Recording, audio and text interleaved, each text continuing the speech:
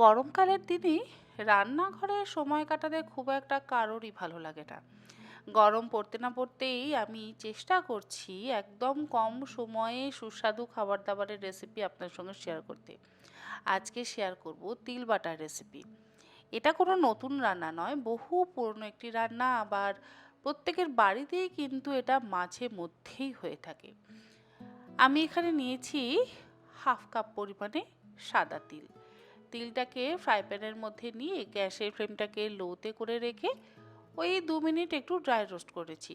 তিল যদি হালকা করে একটু ভেজে নিয়ে বাটা যায় তাহলে খুব সুন্দর একটা গন্ধও হয়, আবার তিল বাটতেও খুব সুবিধা হয়। যদিও তিল ভীষণই নরম জিনিস, তবে কাঁচা তিল বাটা করার থেকে আমার মনে হয় একটু যদি হালকা ভেজে নিয়ে তিলটা বাটা হয় তাহলে খেতে বেশি সুস্বাদু হয়। অনেকে আবার কাঁচা তিল বাটাও কিন্তু করেন। যাই হোক, আমার তিলটা হালকা করে ভাজা হয়ে গেছে। এবারে আমি এটাকে থালার মধ্যে ঢেলে ঠান্ডা করে নেব। আর ওই একই ফ্রাই প্যানের মধ্যে আমি দিয়ে দিচ্ছি 4টে কাঁচা লঙ্কা। কোনো রকম তেলের ব্যবহার কিন্তু করিনি। কাঁচা লঙ্কাগুলোকে আমি একটু ড্রাই রোস্ট করে নিলাম। রসুনের ব্যবহার কিন্তু আমি করছি না। অনেকে তিল বাটাতে রসুনের ব্যবহার করেন, তবে রসুন ছাড়াই আমি আজকে তিল বাটাটা করছি। আপনারা চাইলে 2-4 কোয়া রসুনও লঙ্কার সাথে ড্রাই রোস্ট করে নিয়ে তারপরে তিলের সাথে বেটে নিতে পারেন। যাই হোক, লঙ্কাগুলো ড্রাই রোস্ট করে নেওয়া হয়ে যাওয়ার পর আমি শিলের মধ্যে নিয়ে নিলাম। আবার ড্রাই রোস্ট করে রাখা তিলটাও আমি শিলে নিয়ে প্রথমে শুকনো গুঁড়ো করে নেব। তারপর কিন্তু অল্প অল্প পরিমাণে জল দিয়ে আমি খুব ভালো করে বেটে নেব। যেহেতু আমি ড্রাই রোস্ট করে নিয়েছি, তিলগুলো বেশ সুন্দর ফুলে ফুলে গেছে আর বাটতেও খুব সুবিধা হচ্ছে।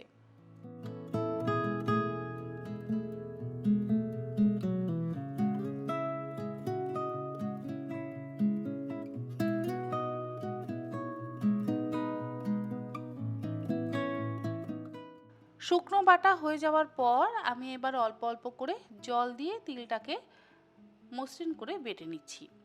আর যদি আপনাদের শিলে বাটতে সমস্যা হয় বা বাড়িতে শিল না থাকে তাহলে আপনারা এই কাজটা মিক্সিতেও অবশ্যই করতে পারেন, কিন্তু আমি বলবো শিলে বাটা তিল বাটার স্বাদ কিন্তু একেবারেই আলাদা। তবে যদি শিল না থাকে তাহলে উপায় কি? তাহলে তো মিক্সি ভরসা। অল্প অল্প করে জল দিয়ে মসৃণ করে বেটে নিলাম।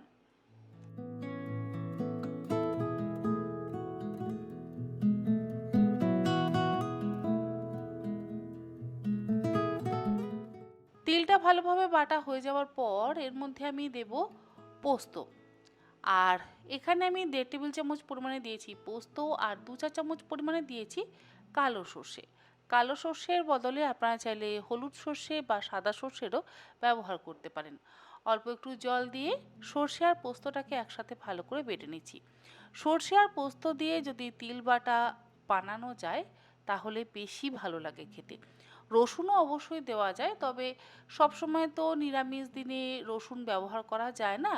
তাই আপনারা রসুনের বদলে সর্ষে আর পোস্তটা ব্যবহার করবেন, দেখবেন খেতে ভীষণ ভালো লাগবে।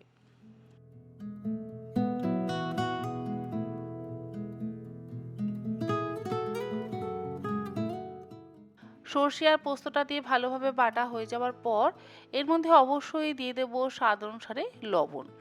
আপনারা আপনাদের নিজেদের স্বাদ অনুসারে লবণটা ব্যবহার করবেন। আর লবণটা দিয়ে আবারও আমি একবার বেটে নেব।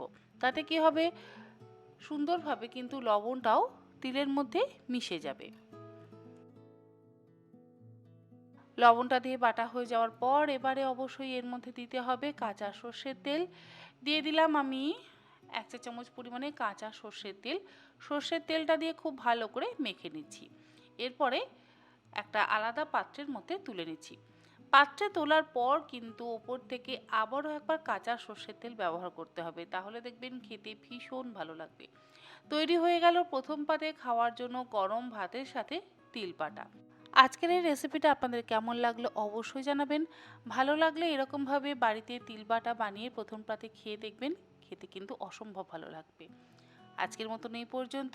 ভালো থাকবেন সকলে।